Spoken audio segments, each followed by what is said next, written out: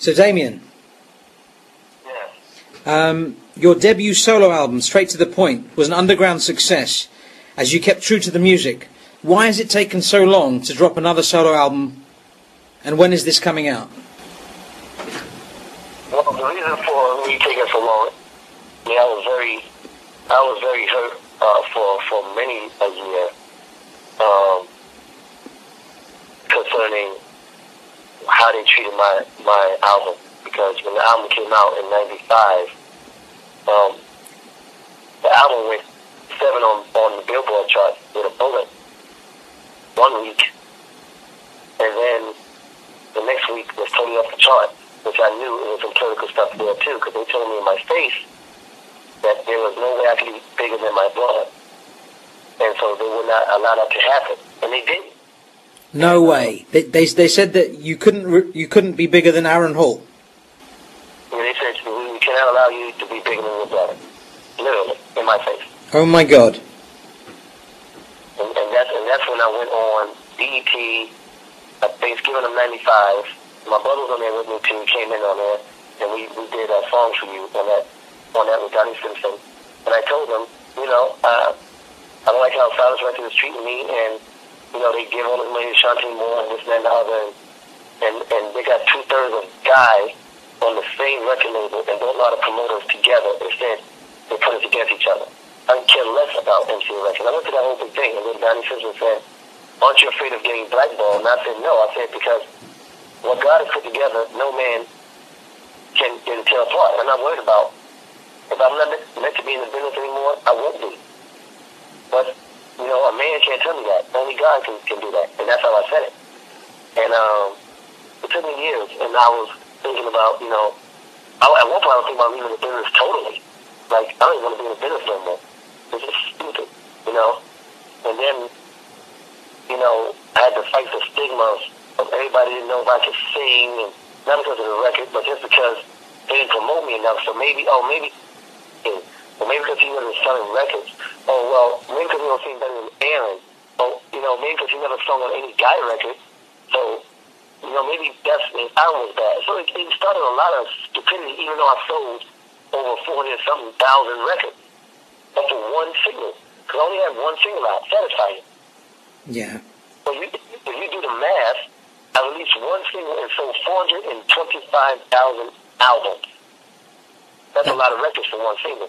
That's almost gold. He released 5 singles, Aaron released 5 singles, and only went platinum. You do the math, you know what I'm saying? Yeah, sure. So, I knew my record. I had a better record. I knew that. I don't care what anybody says. My album was better than my brother's album. The difference is, my brother had the voice. He was the lead singer of Guy.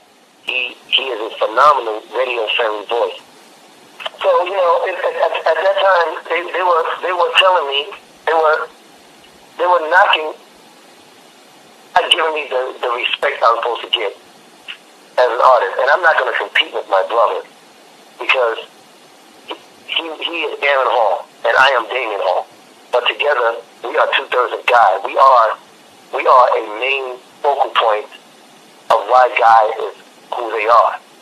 Absolutely. Like having Jode, and you say you got Devontae, you got Dalvin, you got Casey, you got JoJo. If people were to pinpoint who was more important, who's this and that, they would say, well, Casey and Devontae. Because Devontae was the sound and Casey was the voice. Well, when you look at Guy, you'll say to yourself, who gives the image? Damion did the image. Damion choreographed, I did the show. Damion was the glue that kept the group together. Teddy was the sound, and Aaron is the voice. Now, even if you take Teddy off of the stage, with the band, with the styling, with the choreography, and with the voice, you still have the Guy show. So at the end of the day, what I'm trying to say is, MCA had 2/3 of the biggest R&B group at that time. They had 2/3 of the group on one label and refused to give both of them the respect they should have got. Because even Aaron didn't get the respect that he got. Because when they got stupid enough to say, well, you can't be bigger than your brother, they also got stupid enough not to promote Aaron the way he needed to be promoted, because they was looking at him like he he was a problem at times, this and the other, instead of looking at the fact of the bottom line, how many records can we sell with this phenomenal voice? And that's plain and simple. What happens when people, their bottom line is, okay, we're okay now, we sold 40-something thousand records, and we made $25 million off of his record, and he made nothing. So we don't have to promote him if we don't want to, because we have Mary J coming out, or we have Casey and JoJo coming out. And so that's going to overlap what we lost with him. So there's a lot of garbage in the record business. Is that what happened with Guy 3? Guy 3 was the record company really didn't give the respect to the album the way it should have. And I would say this, Guy 3 record was a great record to me. And it had to be a great record because that also sold over 400-something thousand records. Without us promoting or doing any shows or even doing anything together as a group except the 2004 American Music Awards where we presented an award. That's the only thing we did as Guy during the time of the release of that record. And that was a month prior to the release of the record.